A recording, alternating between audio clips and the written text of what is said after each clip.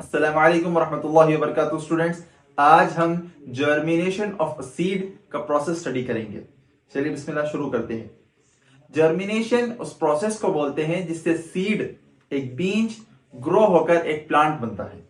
इस प्रोसेस में एक सीड इन्वॉल्व होता है जिससे बाद में एक रूट और शूट इमर्ज होते हैं, निकलते हैं। जर्मिनेशन के इस प्रोसेस में सबसे इंपॉर्टेंट फैक्टर्स हैं वाटर, टेम्परेचर और ऑक्सीजन। आइए अब हम सीड का स्ट्रक्चर समझते हैं। सीड का एक आउटर सीड कोट होता है, एंडोस्पर्म होता है और उसके साथ एक एम्ब्रियो होता है। सीड का जो कोट होता है, आउटर कोट, वो एम्ब्रियो को एक्सटर्नल फैक्टर से बचाता है ये जर्मिनेशन का पूरा प्रोसेस होने तक। और एंडोस्पर्म न्यूट्रिएंट्स प्रोवाइड करता है जिससे कि सीड ग्रो होता है। चलिए अब हम वाटर एब्जॉर्प्शन देखते हैं। सीड जर्मिनेशन के प्रोसेस में वाटर एक सबसे अहम हिस्सा है। वाटर सीड कोट को सॉफ्ट करता है जिससे एम्ब्रियो को एक्सपैंड करने में आसानी होती है। और वाटर एब्जॉर्प्शन के बाद मेटाबॉलिक प्रोसेसेस सीड में एक्टिवेट हो जाते हैं। चलिए अब एंजाइम्स के एक्टिवेशन को स्टडी करते हैं। जर्मिनेशन के प्रोसेस के दौरान एंजाइम्स एक्टिवेट होते हैं ताकि न्यूट्रिएंट्स को ब्रेक डाउन कर सके एंडोस्पर्म के अंदर। उसके बाद ये न्यूट्रिएंट्स यूटिलाइज होते हैं सीडलिंग के द्वारा ताकि एनर्जी और ग्रोथ अच्छे से हो सके। चलिए अब हम रूट इमर्जेंस स्टडी करते हैं। रेडिकल या फिर उसे एम्ब्रियोनिक रूट भी कहते हैं, ये सबसे पहले सीड में से इमर्ज होता है। ये नीचे की तरफ ग्रो होता है जिससे सीड को वाटर और न्यूट्रिएंट्स और अच्छे से लेने में आसानी होती है। रूट इमर्जेंस में इंपॉर्टेंट फैक्टर्स है gravity, moisture and oxygen in the soil. चलिए अब शूट इमर्जेंस स्टडी करते हैं। रूट के बाद अब शूट सीड में से इमर्ज होता है जो सॉइल के ऊपर सरफेस की तरफ निकलता है। शूट एम्ब्रियोनिक लीव्स, स्टेम और फ्यूचर के ब्रांचेस को कैरी करता है।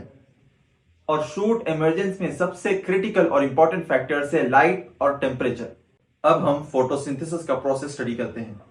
एक बार जब शूट इमर्ज हो जाता है सीड से, उसके बाद वो फोटोसिंथेसिस के जरिए खुद से अपना फूड प्रोड्यूस करना स्टार्ट कर देता है। फोटोसिंथेसिस का प्रोसेस सनलाइट, कार्बन डाइऑक्साइड और वाटर को ग्लूकोज और ऑक्सीजन में कन्वर्ट करता है।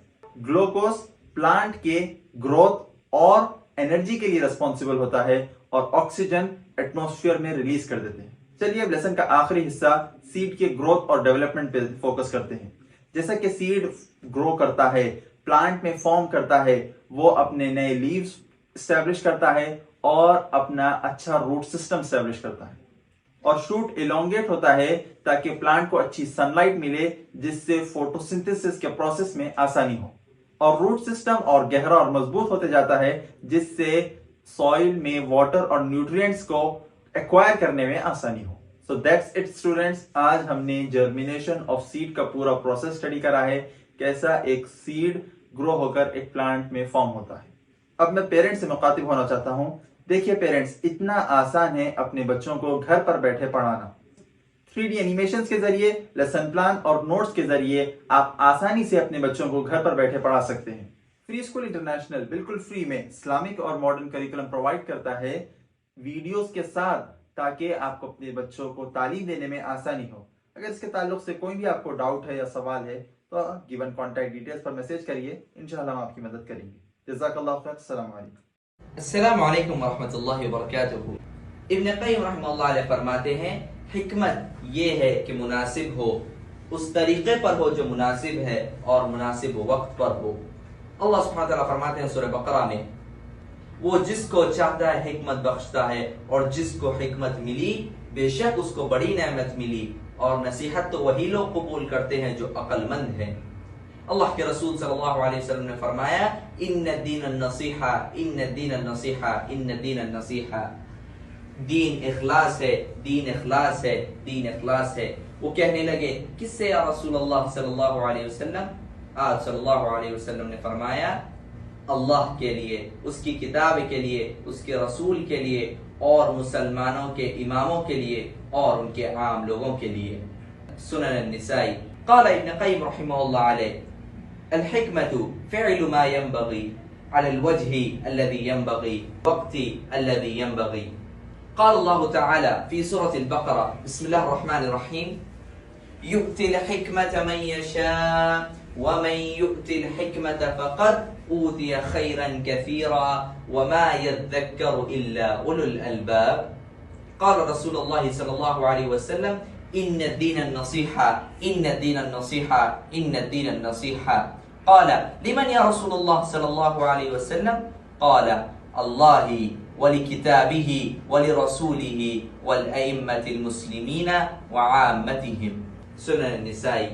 Ibn Qayyim rahimahullah said, hikmah, wisdom, is to do what is appropriate, in the manner that is appropriate, at the time that is appropriate. Allah subhanahu wa ta'ala says in the glorious Quran, in Surah Baqarah, chapter number 2, verse number 269, He gives wisdom to whom He wills, and whoever has been given wisdom has certainly been given much good, and none will remember except those of understanding. The Prophet ﷺ said, Inna deen nasiha, inna deen nasiha, inna deen nasiha. Religion is sincerity, religion is sincerity, religion is sincerity. They said, to whom a messenger of Allah sallallahu alaihi wasallam?